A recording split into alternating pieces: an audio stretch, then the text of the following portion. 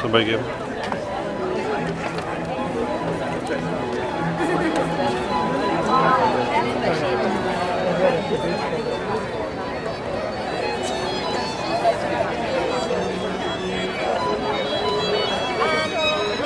Last year when Natalie graduated, was one from her from Hawaii. Good morning. It is a great pleasure to welcome our graduates and their family and friends to the graduation exercises of the Department of Microbiology, Immunology, and Molecular Genetics at UCLA. Joining me on the platform are several members of our faculty, Dr. Fuyu Tamanoi, Dr. Jeffrey H. Miller, Dr. David Campbell, Dr. Patricia Johnson, Dr. Peter Bradley, Dr. Carrie Michelli, Dr. Kent Hill, Dr. Nimka Schroeder, Dr. Ken Bradley, Dr. Sherry Morrison, our undergraduate advisor, Bridget Wolfgang, several master's and doctoral degree recipients, and our student address deliverer, Fong An Wen, and I'm Jeff F. Miller, chairman of the department. As graduates of MIMG, you have chosen one of the most challenging courses of study at this university. You've spent the last several years acquiring a strong background in mathematics and physics and chemistry, and you have applied this to the study of fundamental processes that are essential for life on Earth. Many of you have worked with our research faculty in their laboratories and have seen firsthand how science is done, and all of you are now prepared to apply your education to the pursuit of diverse and fascinating careers. We live in a tremendously exciting period of discovery in the life sciences. The complete genome sequences, for example, of thousands of organisms have been determined to date. And these include those of the human being, the chimpanzee, our closest living relative, the laboratory mouse and rat, and many important food sources like rice, and an astonishing number of microorganisms, including most of the important human and veterinary pathogens. This knowledge provides us with unprecedented tools for understanding organism function as well as pathogenic mechanisms responsible for disease. It is scientists with training like you have received here at UCLA that have made these advances possible, and they have enormous practical applications for agriculture, environmental sciences, the pharmaceutical industry, and most certainly the practice of medicine. Take as an example knowledge of an individual's complete genome sequence. We're at the beginning of an enormous period of activity that will merge genome sciences with clinical practice. The first draft of the human genome, which was published 9 years ago in 2001, cost $300 million, and it took 10 years. Today, it costs about $15,000, and any one of us can have our genome sequenced in less than a week by a company in San Diego, if we can afford it.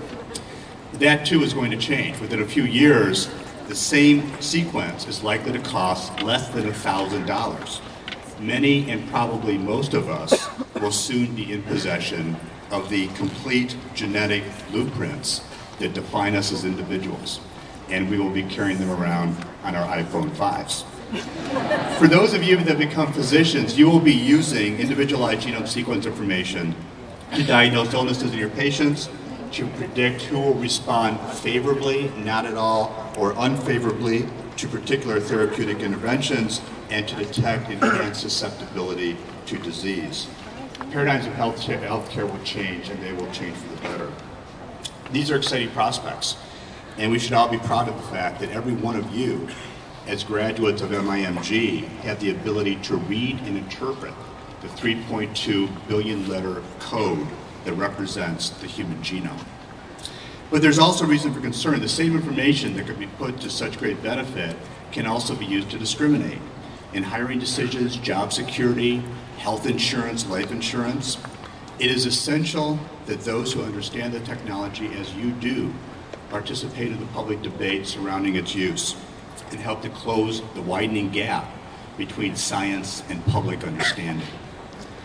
As students of microbiology, you become acquainted with, and we hope fascinated by, the many microbes that surround us. You will also remember that we carry within us 10 times more bacteria than cells of our own making.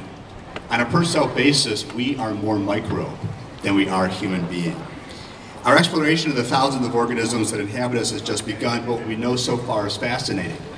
The 100 trillion bacteria that live in your gut help prevent infection by pathogens, they synthesize essential vitamins, they detoxify carcinogens, and they will digest much of what you eat for brunch this morning. When we dine, we do so with trillions of tiny friends. It's recently been proposed that obesity may in part be due to alterations in the relative numbers of intestinal microbes. Mice that are born and raised in the absence of bacteria have weak immune systems, inefficient digestion, smaller organs, and abnormal behavior. We have co-evolved with our microbial communities, and they affect us in ways that have yet to be imagined.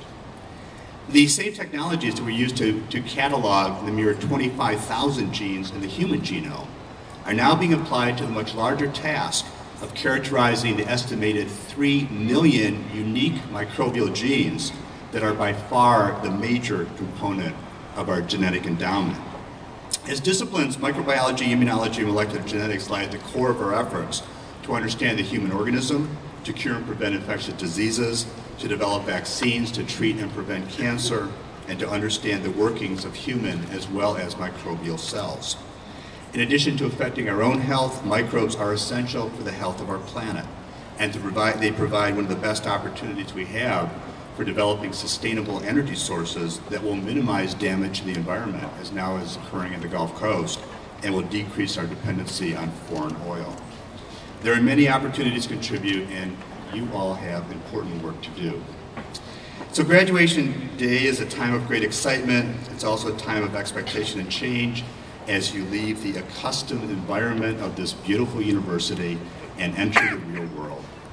Many of you will be assuming jobs in the biotechnology industry or government or university labs. Others will go on to pursue careers in medicine or dentistry or nursing or pharmacy. Some will go to graduate school to prepare for careers in basic research.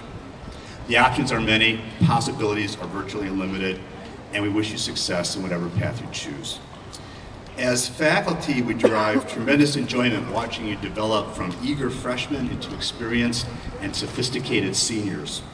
It's been our goal to provide you with the education necessary to navigate an increasingly complex world. Even more importantly, it's been our goal to provide you with the ability to solve problems